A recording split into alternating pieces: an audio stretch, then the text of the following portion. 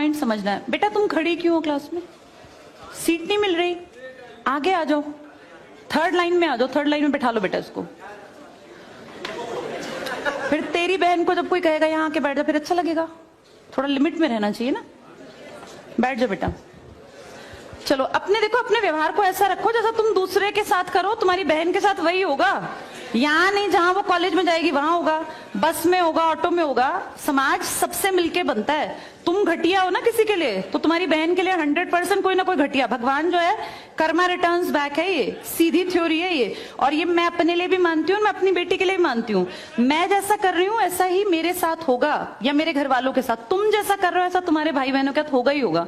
हम किसी भी बेटी के साथ गलत करेंगे ना, तो अपने आप को इसके लिए तैयार रखना कि मेरी बहन भी पढ़ने निकलेगी। आज छोटी है तो कल निकलेगी। चाचा की बेटी, मामा की बेटी, ऐसा नहीं कोई घर में रिश्ते ही ना हो, माँ भी तो होगी। जैसा तुम कर रहे हो ऐसा तुम्हारी माँ के साथ जरूर घटित हुआ होगा। अब तुम कर रहे हो। बड़े अच्छे कई एड्स हैं, उसमें एक जवान लड़का ना सीटी बजा रहा होता है, तो उसकी माँ, देखा है तुम लोगों ने वो? उसकी माँ कहती है बेटा मत कर। तुम्हारी उम्र का था वो लड़का, उसकी माँ लगा लो मेरी एज की, मुझसे 2-4 साल बड़ी होगी, क्योंकि जो बच्चे 20 के हैं उनके माँ 40-45, उनकी माँ 45 साल तक की होती हैं। तो लगातार सीटियां बजा रहा है। उसकी माँ उसको कहती है बेटा मत कर, वो इरिटेट हो जाती है।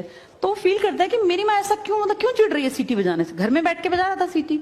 तो उसकी माँ को याद आता है कि जब मैं रोज बस स्टॉप पे जाती हूँ, 45 साल की अधेड़ उम्र की एक औरत, एक घटिया लड़का, मतलब ऐसे नहीं होते बिल्कुल ही घटिया जिनकी परवरिश हो, वो रोज उसको परेशान करता है, उस 45 साल की औरत को। तो उसको फिर फील होता है कि ये मेरा बेटा जो हरकत कर रहा है ये उस लड़के से मेल खाती है। बहुत अच्छा ऐड है, उसका एसेंस बहुत अच्छा निकल के आता है कि एक्सप्लॉयटेशन सिर्फ जवान लड़कियों का नहीं होता। आप गलत कर रहे हो ना, कोई आपकी माँ के साथ, आपकी बहन के साथ कहीं ना कहीं कोई गलत करेगा फिर। इसलिए समाज को अच्छा बनाओ, क्लास को ऐसा बनाओ, कोई लड़की वहां से अगर आ रही है और तुम कह रहे हो यहाँ आ जा, तो ये ठीक है। ये अपने आप सोच के देखो, ये हमारी परवरिश को भी दिखाता है कि हमारी परवरिश कैसी माँ ने की है। अपनी बेटियों को जितने हम संस्कार देते हैं ना, उससे ज्यादा बेटों को देने चाहिए, क्योंकि गलत करने वाले लड़के ही तो है ना, किसी के प्रति गलत कमेंट करने वाले। ये ठीक नहीं होता। इतने काबिल बनो कि कोई तुम्हारे साथ बैठना चाहे। तुम्हें ये कहना पड़ रहा है कि यहाँ के बैठ जाओ, तुम कोई वो छिछोरे 70-80 के दशक के लड़के थोड़ी ना हो, पढ़े लिखे 21वीं-22वीं सदी के लड़के बैठे हो, तुम कोई बच्चे नहीं हो। अब अपने व्यवहार को इतना अच्छा बनाओ, क्योंकि जब गलत बात बोलो ना तो ये सोच के बोलना कि मेरे घर में जो औरत है ना उसको ये सहना पड़ रहा है कहीं ना कहीं। तुम ही लोगों ने समाज बना रखा है, इसको घटिया बना लो चाहे अच्छा बनाओगे तो पूरा समाज अच्छा बन जाएगा। घटिया बनाओगे तो तुम्हारी माँ को भी 100% सुनना पड़ता होगा, क्योंकि ये कर्म है, ये किसी को नहीं छोड़ते। तुम सबको चार दीवारी में नहीं रख पाओगे, तुम्हारी माँ को भी कहीं ना कहीं बाहर निकलना पड़ता है। चाहे वो मार्केट सब्जी लेने जाती हो, गाँव में रहते हो तो गली में तो निकलती है ना, उसको भी सुनना पड़ता होगा, क्योंकि समाज बनाने वाले तुम ही लोग हो।